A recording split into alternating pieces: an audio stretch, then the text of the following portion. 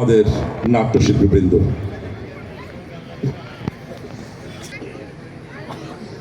একদিন মাটির ভেতরে হবে ঘর রে মন আমার, কেন বাঁধো দালান ঘর রে মন আমার, কেন বাঁধো দালান ঘর। একদিন মাটির ভেতরে হবে ঘর রে মন আমার, কেন বাঁধো দালান ঘর রে মন আমার, কেন বাঁধো দালান ঘর রে মন আমার, কেন বাঁধো দালান ঘর রে মন আলী, কেন বাঁধো নিয়াজ। দালান ঘর। কি রে এগুলো কই গেল? পাখি উড়ে যায় এ আলী, কি রে তোরা কই? এই তো কাকা। আমার ভাই মরে রয়েছে, তোরা কই? তোরা তো দেই না, কবর টবর দিবি না? কাকা কবর দিমু, এখানে একটা কথা আছে। আরে আমার এখানে কি কথা, কি মানুষটার সব তো ভালো হয়ে গেছে, কবরের ব্যবস্থা কর। এখানে সমস্যা আছে। আরে বাবারে, তোর বাপ মরে গেছে, কবর দিবি, এর সমস্যার কি আবার? তুই কবর দিবি কোনায়? রাস্তার কিনারে জমি, এটাতে কবর দেওয়ার কথা না নি। সেখানে কবর দেওয়া যাবে না। সেখানে ওই যে রাস্তার পাশে যে জমিটা, ওই জমিটা অনেক মূল্যবান কাকা। সেখানে আমি একটা ঘর করার এবং একটা দোকান করার চিন্তা ভাবনা করছি।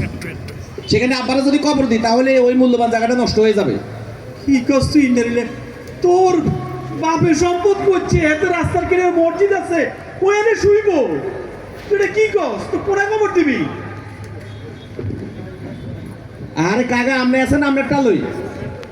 তো তোরা কি করছ? পুকুরের উত্তর পাড়ে এনে দে তাহলে। থামেন। এই হ্যাঁ, উত্তর পাড়ার এটা। আমরা স্বার্থ তো আমরা সবসময় টোকান। আব্বা মরে গেছে আজকে আমরা স্বার্থ টোকান। পুকুরের উত্তর পাড়টার মধ্যে আমি ঘর করি, আমি ইট বালু সিমেন্ট সব কিছু রেডি করছি। আমরা এসে হিয়ারে কবর দিতেন, আমরা কবর দিলে আব্বারে হিয়া নিয়ে দেখ, রাস্তা লগের হেঁটে দেখ। মানে আপনার কেন ষোলো না বুঝুন, হরকেন বুঝুন না কেন? আরে অন্তরে ঝগড়া করিস না। আব্বা ও আব্বা গো, আব্বা আব্বা আরে কিছু দেয় না, কিছু খায় আব্বা। এবি আখিরি আলমগীর, এরা তোর ভাই যে হাবলা গুবলা আব্বা কই আর যাইছে। কি জানাইছে? এই গ্যাসে শুধু খানা লই, আপনাদের এনে মরি ব্যাগ কারিছে দেখছ তুই।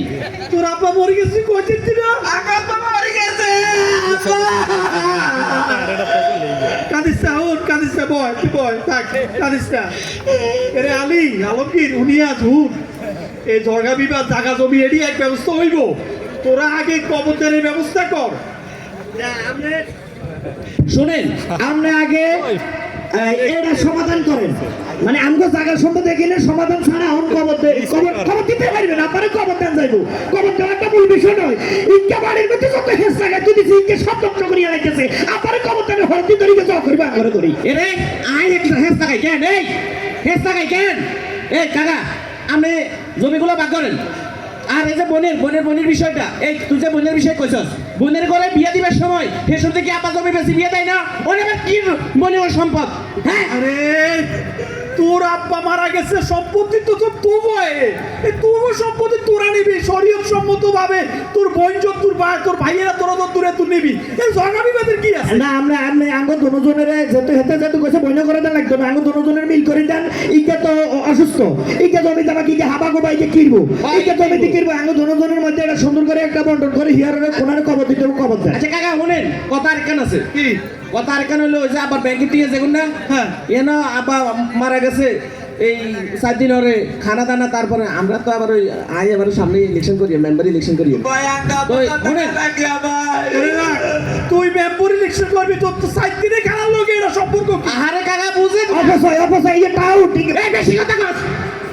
মানে আব্বার ওই যে 7 দিনে খাবাইবো, ওই যে বড়টা করে তো হিয়ানে খরচ করতে কি দরকার আছে? না খাবাইলে খাবাইবো, না খাবাইলে আব্বার লাগতো দুনিয়াতে যেটা করার এটা করিয়াম, এটা করার করিয়াম। আমরা খাবাইতে না খাবাইতে দেখা যাইবো। আরে সব ঠিক আছে, ওর আগে তোরা কবরদানের ব্যবস্থা কর। কবর আব্বারে এক সপ্তাহ হয়ে দিলে কি হইবো? কিন্তু আগে এই বেচাটা ভাঙেন।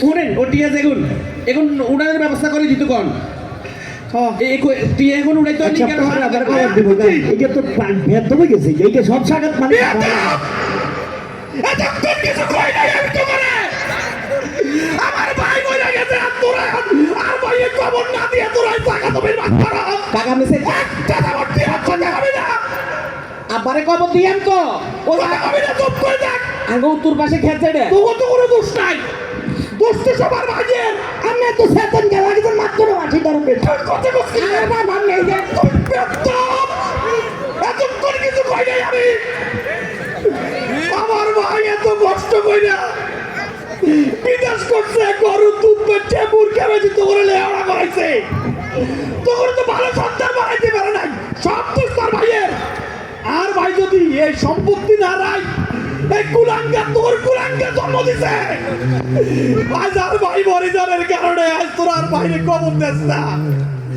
তোর মতো কুলাঙ্গার সন্তান না থাকলে অনেক ভালো ঠিক আছে তোরা যেন আমার ভাইরে কবর দিবি না আমি আমার জাত কবর দিয়া কাকা